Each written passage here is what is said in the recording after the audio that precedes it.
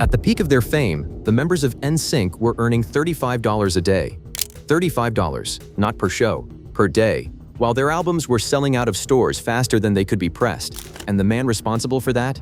He wasn't hiding in the shadows. He was standing right next to them, smiling for the cameras, calling himself their biggest supporter. This is the story of Lou Pearlman, the man who built the two biggest boy bands in history, and then systematically stole from every single one of them. Not just the bands, their families, retired couples who invested their life savings, banks, everyone who trusted him. What Pearlman pulled off wasn't just music industry exploitation.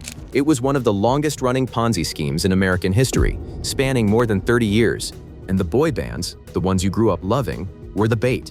By the end of this video, you'll understand exactly how he did it, and you'll understand why nobody saw it coming until it was far too late.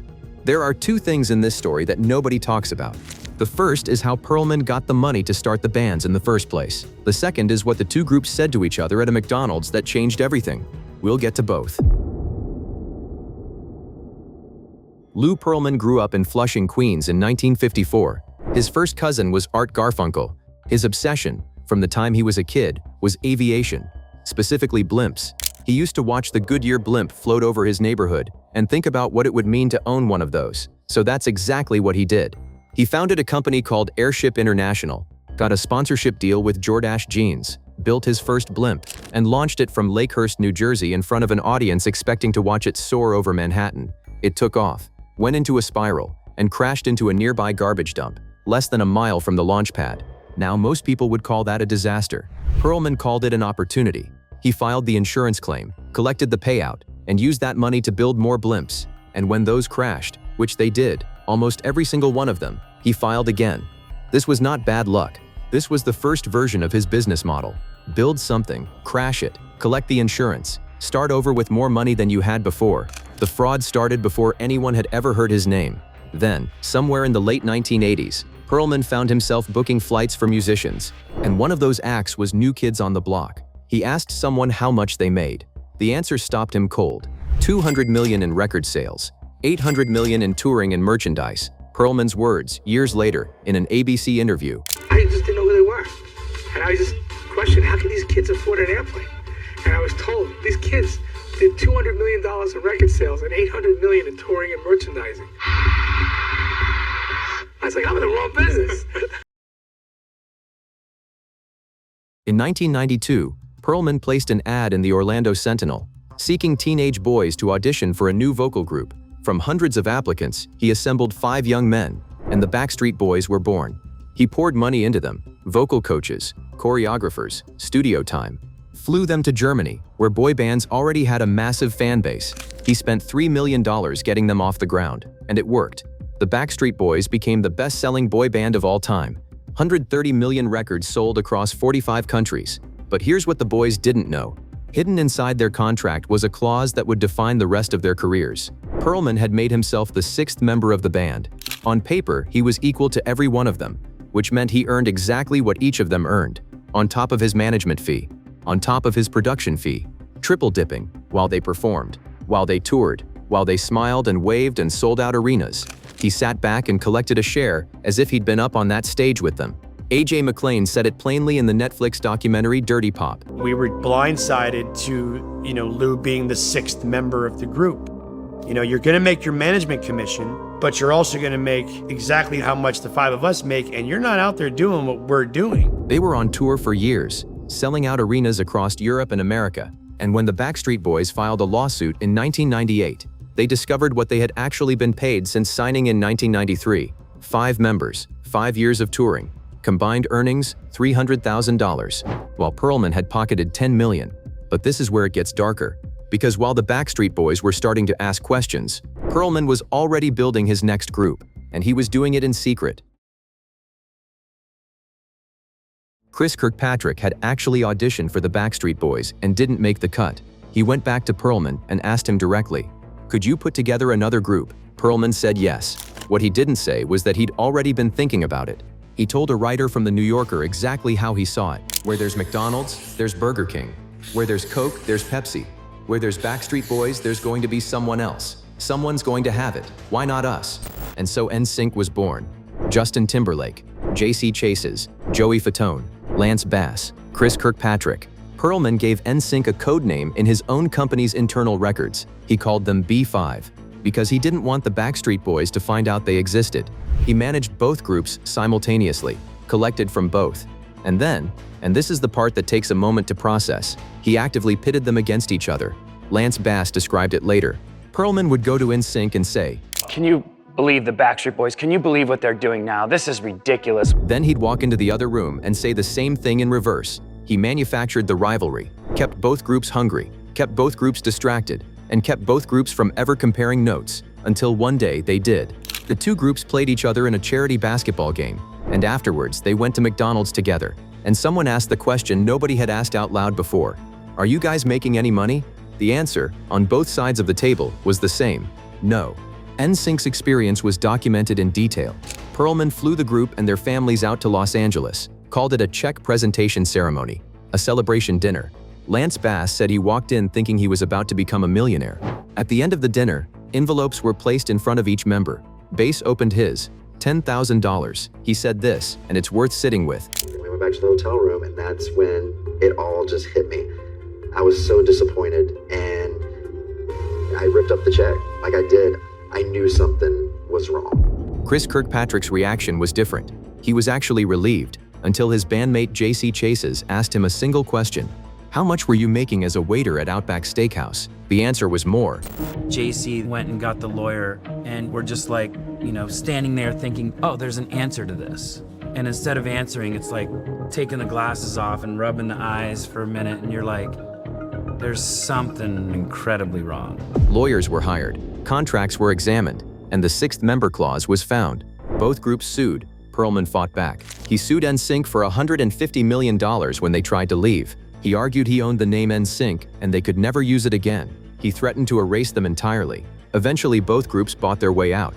The combined settlements cost them $64 million to escape their own manager. But buying out the bands was only the beginning of the story. Because while all of this was happening, Pearlman had been running something far bigger, for far longer, and the bands weren't the victims. They were the product. Transcontinental Airlines. That was the name of Pearlman's company.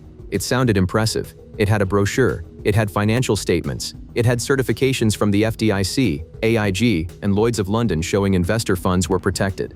There was one problem.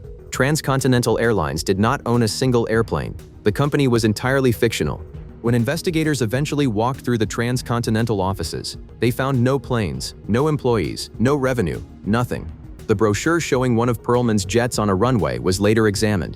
The jet in the photo was a toy model, a miniature, photographed at an angle to look real. His childhood friend Alan Gross, the one whose story about seeing the Goodyear blimp Pearlman had stolen and claimed as his own, confirmed it in the Netflix documentary. Pearlman had taken creative photos of Gross's miniature plane models, then used those photos to convince investors they were looking at a real fleet of 50 aircraft. The investment product was called the Employee Investment Savings Account. He told investors it was FDIC insured, backed by AIG, backed by Lloyd's of London. All of those documents were forged. The accounting firm that prepared his financial statements, Cohen & Siegel, did not exist. Investigators traced its address to a remote phone answering service that the investors themselves were paying for. A retired FBI agent told ABC News, "Anytime we've seen a representation coming from one of Lou's companies that the FDIC or AIG or Lloyd's of London was insuring it, we knew right then it was a fraud." Here is the part that Chris Kirkpatrick only understood in hindsight. Pearlman would bring investors to the studio to watch Backstreet Boys rehearse, to watch NSYNC perform. Kirkpatrick said this, looking back. Lou would always have people watch us perform. It was, oh, these are Lou's friends. Gotta schmooze them up. I didn't realize that there were all these investors.